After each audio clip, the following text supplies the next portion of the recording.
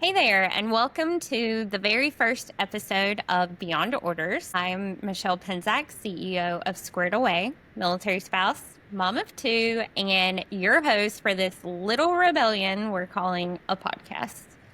This show's about rewriting the rules that were never made for us in the first place. It's for military spouses who are tired of being overlooked, underestimated, or told to just hang in there. Nope. We're building businesses, creating careers, claiming our power, even if PCS orders say otherwise. And today, we're starting with someone who knows this firsthand. Jordan Streetman Cole is not only one of my right hands and our chief experience officer, she's also someone whose story reflects what Beyond Orders is all about: burning out, breaking down, and then deciding to rebuild something wildly better. Jordan, you're here. I'm here. This was not on my 2025 bingo card, but let's give it a go. I love it. You've been a huge part of Squared Away's backbone since practically the very beginning. And now you're on the mic with me. So, how are you feeling about that? The mic part is a little bit nerve-wracking, not gonna lie, but always happy to be in a room with you, even if it's virtually. And yeah, happy to be here. Well, Yeah. I'm super excited to deep dive with everybody about your background and journey with Squared Away. So, start at the beginning for me. What made you apply and what were you hoping for? Okay, so I applied back. I hope I can tell this story, but I applied back absolutely. in the day that you were still posting it on Facebook. And I'll be totally honest, I didn't know if it was legit or not. But what made me apply was desperation, right? I think that's something that military spouses struggle with a lot.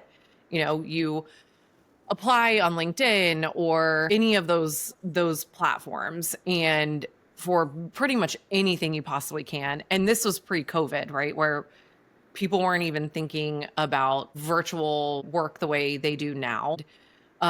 Your resume goes into a void and you don't hear from somebody, and that's soul crushing in its own ways. So, to be completely transparent, desperation is what made me apply. We've all been there. We've Yeah. all been there. And it's so crazy though, seeing our hiring process now versus what it was back then. And like I said, you having it on Facebook and that sort of thing. But I got married at a fairly young age, like a lot of military spouses. And I spent most of my 20s constantly moving every few years. So, it's a new state, it's a reset. And you never really can find a network and a foundation or, grow yourself professionally. And so, as we have seen throughout the years, and as we all know ourselves, your resume looks like it was put through a blender, which could be fairly off putting. And it makes it hard for long term career growth. I don't know what I was expecting, I guess, but I knew that there was something innately in me that wanted to have professional growth. It's just always been who I was. And it was a huge part of, and it still is a huge part of who I am as a person. And so I kept fighting for it every single move, every single time there was a PCS, which is permanent change of station. I wanted that so much. So what I think more than anything, if I was going to say I was looking for something with Squared Away, it was that longevity, not losing your job if you move somewhere new. I mean, I did not think it was going to be what it is now or where I am with the company now. But I think more than anything, I wanted to feel like what I was doing had some kind of purpose behind it, but also something that gave me that could feel like stability going forward, because so much of a military's spouse's world is not stable. So, Exactly. uh, Stability and military spouse doesn't exactly go hand in hand at no, all. And I honestly can say I don't think I had any idea that Squared Away was going to be what it is today. If you ask wild. Sean, my husband, what I wanted in the beginning, I wanted to be able to give 30 military spouses a job and a purpose. And now we've been able to hire and watch career progression for over 1,000 people, which is absolutely more than I ever imagined. Yeah. And it's just amazing to look back on that journey. Yeah. So I do want to ask you this. What has been different about working with Squared Away versus working with other companies that you've worked with, aside from our mission, of course? I think the biggest thing is resiliency. Like our company, and I don't speak just for myself, I speak for every single person on our team. We are resilient just innately, but we're a startup and we have been for a while. And it's just, our team is so incredible with growth and change and it like being adaptable, which is obviously every buzzword you can think of when it comes to the military. But I also think, when it comes to Squared Away, and this is such an easy answer, and I did kind of mention this in the last question that you asked, but the stability, I don't know how to express the importance of everything changing in your existence, your friends. I don't have kids, but like people who do, like schools are changing, their friend group is changing, like their sports are changing, things like that. And being able to have the stability of keeping with, like being able to keep your job. Yeah. And that's something that is, I don't want to say we were robbed of, but it's something that I think is so important because it's always a factor for people in military spouses that want to work. And it's definitely something that I think is so great about this. And it's feedback we've gotten from assistants where they're like, I can PCS and this is weirdly the most stable part of everything for my move is that I'm not losing my job. Yeah, I got to take off days to move. I've got to move my house. I mean, I have someone on my team in the middle of it right now, but I'm not going to lose my job. And I love that so much. And I think that is something that's so different. And I think that's one of the best things that we bring to this space is that. So without a doubt, I mean, I've had to quit every other job I've had because I've had to move. Without a doubt, that's the biggest difference. I love it. That upheaval of your life is just unimaginable as not being a military spouse and not having the challenges that we do. And a lot of times we're doing it all by ourselves because our spouses are, they're at the beck and call of the military. Yeah. And sometimes people even question whether or not they exist. Amazing. Well, I love your journey personally, and that's not because you've been with me for over 5 years, but you started as a VA in the weeds, so to speak. And now you're the chief experience officer. What helped you grow into that type of leadership? Obviously, the thing I'm the most proud of, as you know, I didn't come from a startup background. Let's just say my sales experience was minimal at best. But when I started with Squared Away, I was lucky enough to be matched with a client who was an amazing example of a woman in power. And then I also had the support of you. I can go into the story now, but when we met for the first time in New York City on a whim, when I said, I'll come and help at an event that you were hosting, and you were sitting there and ready like to start your fireside chat right before it. And you said, you should do more with this company. And I looked at you and I said, I don't think I'm the right fit for the positions that you have open right now. And, having you guys as people who just believed in me made me feel confident enough, you and my client, who I look obviously up to as a mentor, but having you guys believe in me in that space, and it propelled me to be able to feel confident enough to say, but here is where I feel I could fit if you ever do open this role or grow a department in this kind of space. This is where I think I would be great, which was sales. And that's what I asked for. And again, I know I did not have a ton of experience, but it was where my passion lied, was the client side. And I think the beginning of that leadership journey for me was that I did want to grow, but I didn't want to grow just to grow. I wanted to grow with intention. And I think that is so important, And so I did ask for that specific area, but I just felt in my soul, I knew I could do it. Even though our co-founders were there, the company co-founders were there. Shane did ask me, did I have experience? And I basically said no. And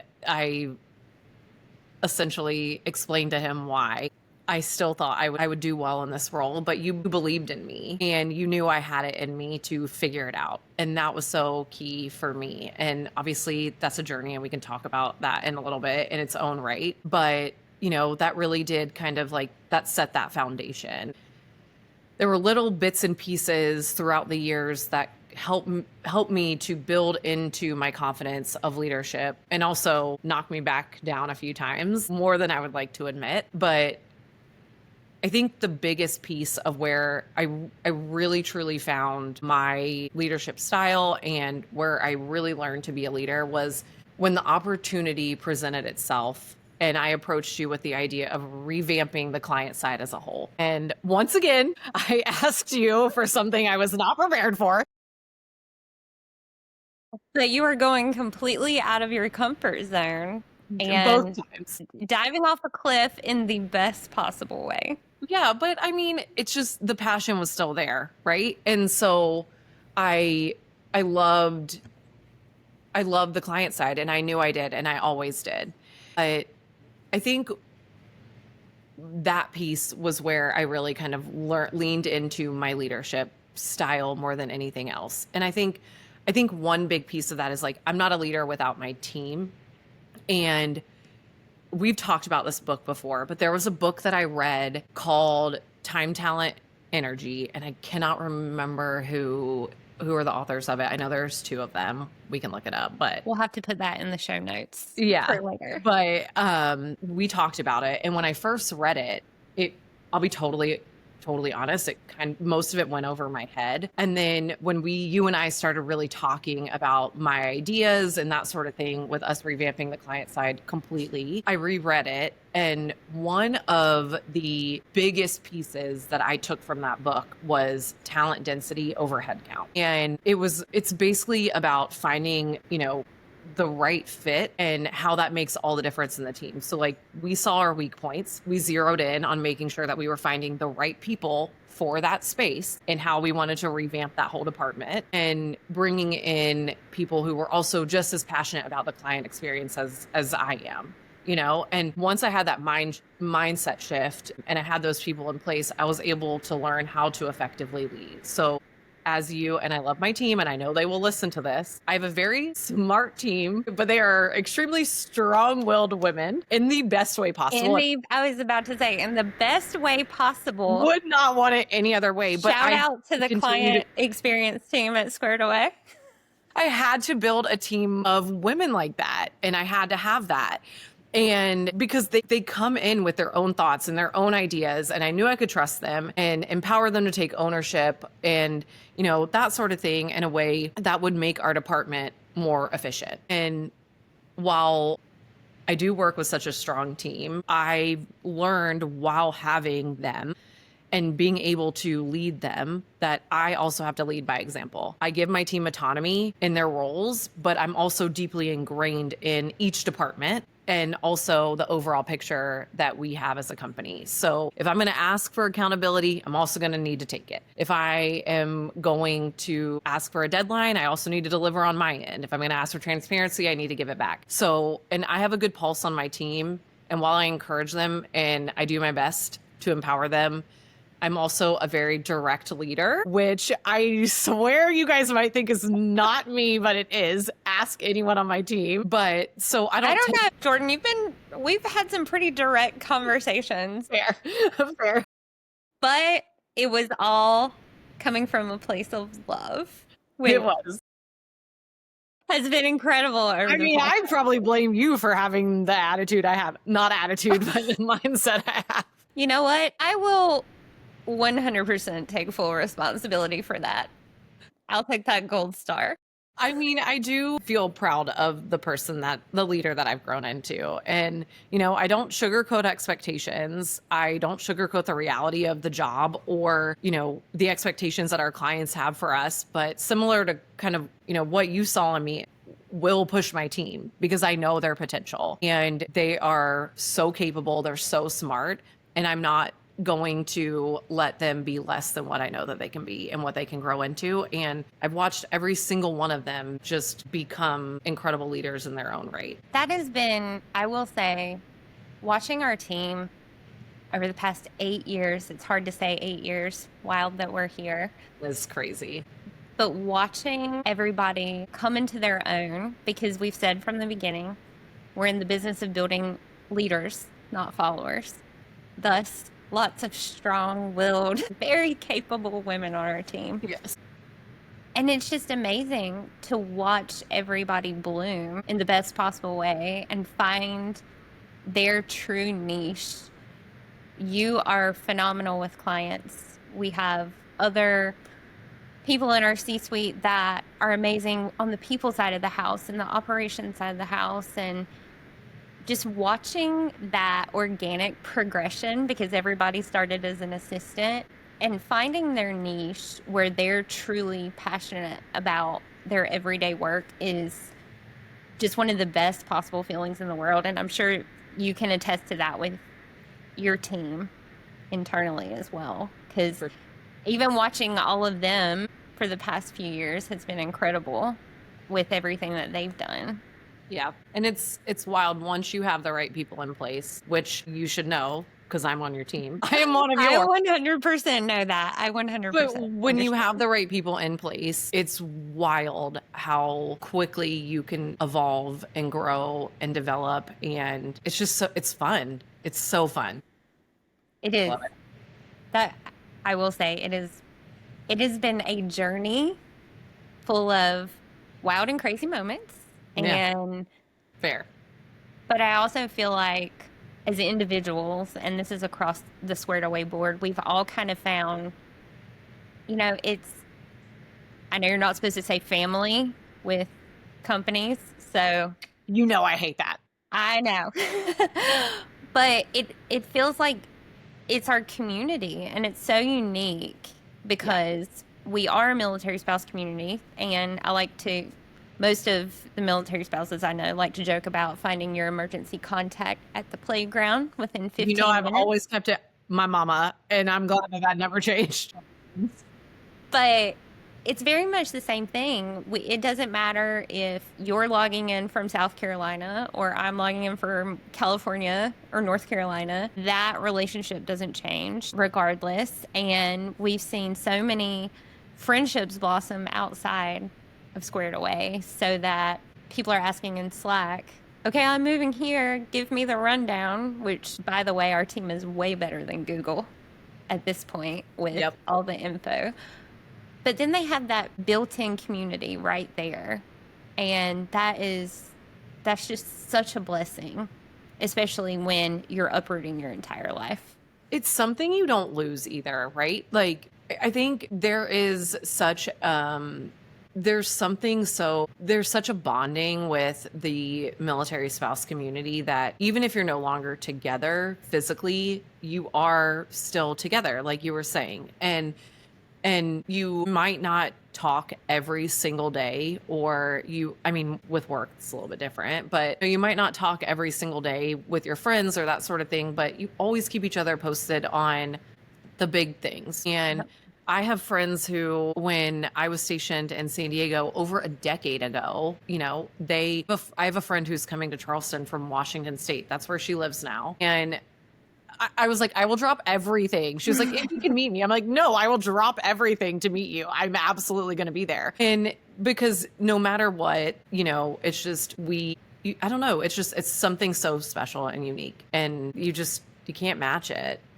No, I agree completely. So on the client side of the house, you've worked with a lot of clients and a lot of assistants. Yes. What makes a great match? Okay. There are so many different answers to that. There are. I'm going to give the answer that I give to my clients that I talk to who I struggle the most realistically with matching. You have to invest the time initially. You have to do it. You have to be willing to take the time to allow your assistant to understand your preferences of who you are. It's the key. That is what makes a great match. Yes, you letting us know what you need. Obviously, I love when clients say, I'm a little bit impatient, or that's helpful, or I need this kind of experience or whatever. But once you get started, that longevity of a match is you have to invest that time initially. Because if you don't, you're missing out on, you're basically taking something. I hear so much. It would just be easier if I did it myself. It would just be easier if I did this on my own.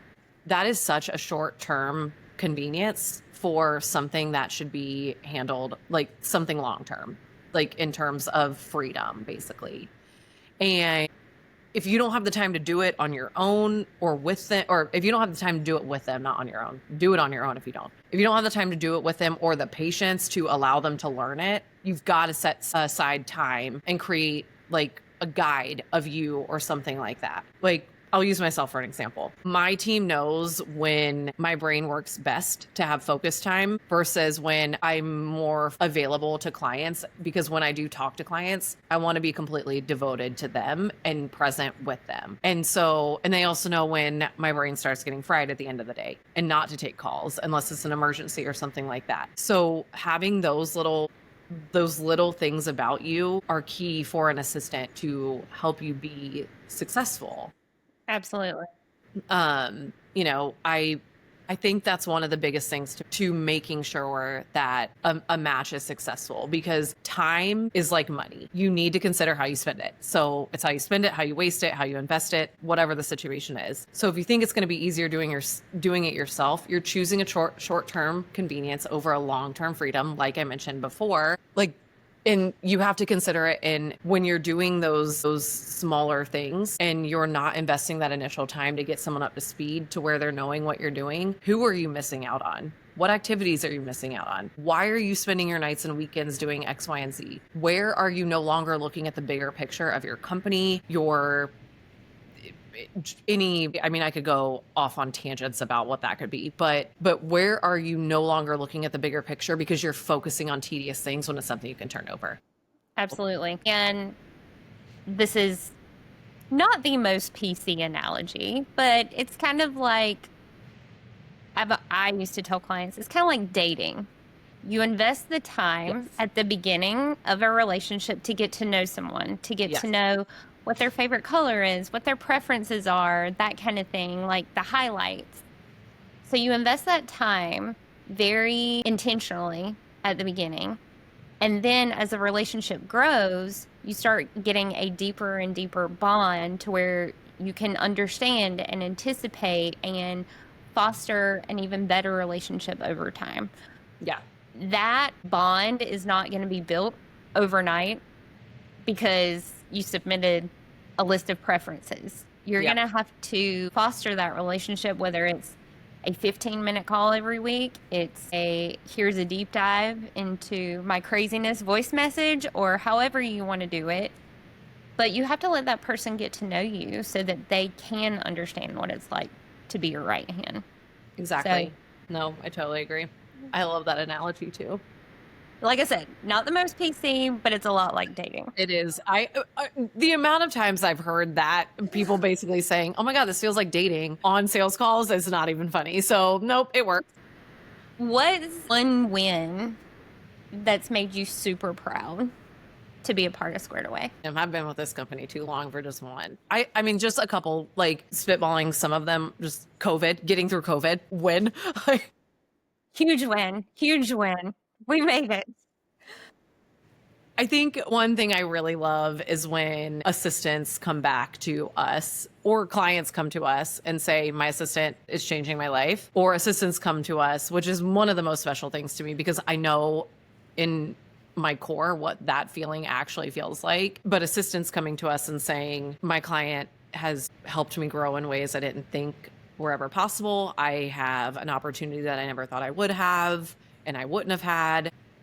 I love working. I love that I can provide for my family in a different way. So that's a big thing. And then, my favorite win is, and it will always be my favorite win. And I think we still have a Medium account where we have the story up, but is Tiffany McCauley's story. And anything like her story, that is any situation like that is like, that's the purpose, right? I mean, it makes me cry every single time I think about it. Oh gosh. Yeah, same. Those moments, and right now we're having one with Rachel, is a very big it's a very big milestone, because I think a lot of the misunderstanding around our team is that our assistants only stay with our clients through our company.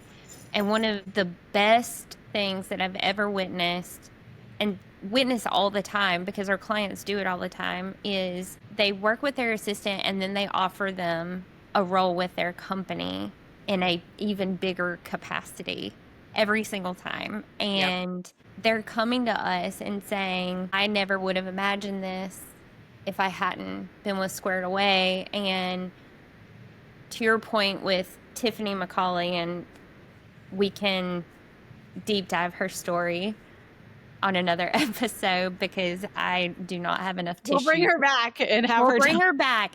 I will have to have her on. I'll have to reach out to her. But having those moments where people say, thank you for being a part of my journey. Thank you for getting me somewhere I never saw myself and changing the life of my family. Because a lot of these roles are, I mean, they're huge salary increases for our teammates, and it's life-changing as a military spouse because Google the salaries of our active duty members. It's a game changer, and while it is very, very sad for them to leave us, I cannot put into words how proud it makes me to see assistants go from, I didn't know my own worth, I didn't know I was capable of this, and being successful at Squared Away, to six-figure salaries with companies. And that is everything and more that we ever imagined for everybody at Squared Away. And that just, it makes every single day worth it. Well, and I think one thing people forget too is a lot of military bases aren't necessarily in the most metropolitan areas. And so the opportunities aren't completely there. You know, you're in the middle of Kansas or Oklahoma or whatever, and you're not in Oklahoma City, but you're just like smack dab in the middle of nowhere, Oklahoma, or something like that. And you just don't have the same opportunities when it comes to your location. Exactly. On top of the fact that we move every couple years. But that being said, one, it makes me happy that I'm staying put for a while. but it's definitely one of those things where we hear that so much with our team, is like, my location wouldn't have even afforded me this kind of opportunity. And that's something too that clients sometimes don't realize, is like, we don't have, I mean, yeah, we have a lot of people in DC and San Diego, which is, obviously ideal, but the majority of our team isn't in some like crazy city. And then they get to work with these incredible clients, and these clients are like, wow, this talent is over here in Minnesota or over here in the middle of nowhere, Ohio. Like, and it's just, I don't know. I love that so much about it. It really does bring that kind of it brings a whole new level of talent for our clients that they weren't even expecting, I think, sometimes too. Exactly. And reframing the mindset of what a military spouse looks like has been our entire mission, to not only empower military spouses, but also reframe the mindset of businesses in general. Like, you don't have to have someone who has 10 years of EA, operational management experience. You can, with one of our military spouses who may have a gap in her resume, but she's coordinated multiple PCS moves, a traveling spouse, and 3 kiddo schedules across the globe. Being able to reframe that has been such a mind and eye opener to so many different companies. Like, oh my gosh, I had no idea.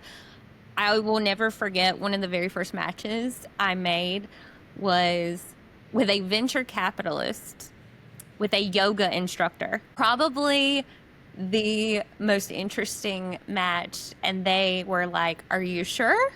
And I was, yes, absolutely. I think this is a great fit for you. It's a mindset. And then they loved her so much. And he was like, well, if I'd have worked with a recruiter, I never would have went with her. But now I can't imagine my life without her. And I was like, that's a testament to being able to reframe your mind and just looking at a resume. Look at the entire person and their experience. It's willingness, right? Like that's one of the things, I think that's one of the things that makes us, of course, we're resilient, we're adaptable, we're this. One of the big key things when it comes to military spouses is willingness. That is a huge part of that. And yes, I am looking at you, all of the VCs of the world, because there In the are best way possible. yeah, there are always things that need to be redirected or things that break or a shift that needs to be made or an emergency fundraising. Come on. Like, but it's willingness and it's being able to be like, I got it. I'll figure it out. If I don't know it, I'll figure it out. So Yep. Exactly. I You love guys have heard me say this a million times. Most people will say, okay, well, I tried A, B, and C. This doesn't work. You're up a creek. And our team is like, cool. I'm working on A through Z, and I'll let you know when I got to restart at the beginning, but we're getting there slowly but surely. Because we're seasoned in the idea that we have to make something happen regardless, and we don't get to fail. And not to say that in a negative light, I think it teaches us that grit and tenacity that we're known for, but we're extremely resourceful. And being able, we do more than Google, I will say that. But to utilize our team, so we have 400 people on our team. Somebody can go into Slack and say, okay, this is what I'm looking for. I'm stuck on this. Any insight? And they'll get 10 different answers because our team is amazing and they have that built-in resiliency and tenacity from where they've been seasoned over the years. So there is no failure, so to speak, when it comes to what we can handle as a team. Also, as military spouses, when has plan A or B ever worked out? Oh, never. At least we're getting to like M&N where it's just starting to show some good Those are pipe trajectory. dreams. Pipe dreams, yes, exactly. So it's just incredible the things that our team can do, and I wish I could put into words how proud I am. Not only of you, which I will cry if I start talking about how proud I am of you, but just watching your growth over the years has been amazing. I did not expect to start tearing up on my very first podcast ever, but it's been I feel like a mama bear where I feel like my babies they started out very, I don't want to say unsure because I think you did come in with a lot of confidence, but watching you dip your toes in the water and then dive headfirst off that cliff and rise above has been just so amazing to watch that journey and to help mentor you in a lot of ways and vice versa, because trust me, I've learned lots from every single person on our team, and it's just been a pleasure watching that. And again, I wish I could put into words how proud I am of you guys, but that's what we want for everybody that comes on our team. And I'm not going to cry anymore. Well, I'm going to go ahead. I'm going to ask myself the last question because you did give it to me and you told me to sit on it and think on it. And I'm glad that you actually used the term unsure because you told me you weren't going to, and I was going to use it for myself. That one slipped out. Again, I don't that because it actually, I sat with that. I sat with this question a lot today. And I'm confident, you're right, I do have confidence. And I'm also confident enough in myself to know, to be okay with the fact that I was unsure. I was scared, I was unsure. I asked for it, so I had that kind of confidence, but I was unsure. I mean, this was like 5 years ago, but you sent me an entire book on imposter syndrome when I was crying to you one day because I didn't think I could do it and I didn't think I was good enough. And I sat on the question of what does reinvention mean to you now, which is the question that you gave me and told me to think on. And you actually kind of gave me the answer when you were like, I'm not going to use unsure, but you know, when you started, you were a little unsure of yourself. And I said, oh, I was green. But no, it wasn't. I mean, yes, I was, but no, I was unsure of myself. And so I think that's actually one of the most perfect words to use. And then you said, but you're the Jordan that you were always meant to be. And I think reinvention for me was finally honoring the person that I always actually had the potential to be and just didn't see it. And reinvention is it's not loud and it's ever evolving. And is something that, thankfully, with a lot of help from people that you can trust, that you are close to you, who can encourage you, you can be scared behind the scenes and still show up standing tall in rooms that you didn't even imagine yourself entering. Like I said in the beginning, I did not imagine. I applied for the job in desperation. I did not think it was going to be me ending up as the CXO of the company. No way. No way. But it's also getting to a point where you can take feedback. And this is in life, right? Yeah. In life and in like your work. But take feedback or heartbreak or failures and letting it sting, but also seeing where you can learn and grow from it. And I think I love this question so much. And I definitely think you should have it be a question on every podcast going forward, because you know the hell bleep that I have been through in the last 3 years with my life, personally and professionally. And I thought about that question in every facet of it. And it really boils down to, this is who I've always been. And I finally was able to grow into where I was, who I was always meant to be. And it's incredible. I love it. I'm proud of myself. Which is amazing. I am so proud of you. And I'm proud of how you answered that question, because I sat on it for a lot today, Michelle. I definitely didn't want to imply that unsure was a bad term in any capacity. I don't think it is. I've been extremely unsure in my role as it was the CEO right over the years. But to your point, I knew it was somewhere in there. I just had to unlock it at some point. And I feel like everybody's kind of had their little box internally opened up, and now it's like, look out, world, here we come. And it's such a joy to see, even with the frustrating moments. It's like 5 years ago, I would have imploded and been like, white flag going in my corner. But now it's like, you know what? It's a bleep on the radar. We're going to get through it, and it's going to be fine. We have learned how to be a leader in those moments and not just shrink into the darkness whenever something looks scary. So that's amazing. Well, we're feeling it, that's for sure. Like I said, that's one thing we're good at as a military. So, I mean, as a team, it's that. It is. Absolutely. And again, shout out to the best team in the world. And I'm so excited to be able to tell the story of our team and everybody who has been a part of our journey over the years. So thank you for being my very first guest. I was gonna say, now that this is over, cool, I was the guinea pig, but I can't wait to just listen to everyone else's stories going from here on out. Don't ask me to do this again. I will say, I did not volunteer Jordan. She had to be a part of this. I did ask her, and she volunteered. Okay, no. You are my boss. No, I'm happy to be the first. I do not mind, and we've just known each other for so long. So other than having minor panics about it, it's been good because it's you. You've come a long way, and I just want to shout your story from the rooftops. And thanks, Em. I'm just so proud to and blessed to be able to work alongside you every single day and to call you a friend at the end of the day, even with all the craziness. At 5 p.m. At 5 p.m. Yes. Well, thank you again for joining us, and I look forward to having you on again in the future. Sounds good. I'll see you on Slack in like 30 minutes, I'm sure. Oh, absolutely. All right. Thank you guys for joining us, and definitely tune in with us next week, and we will have another amazing military spouse journey to share with you. Thank you all.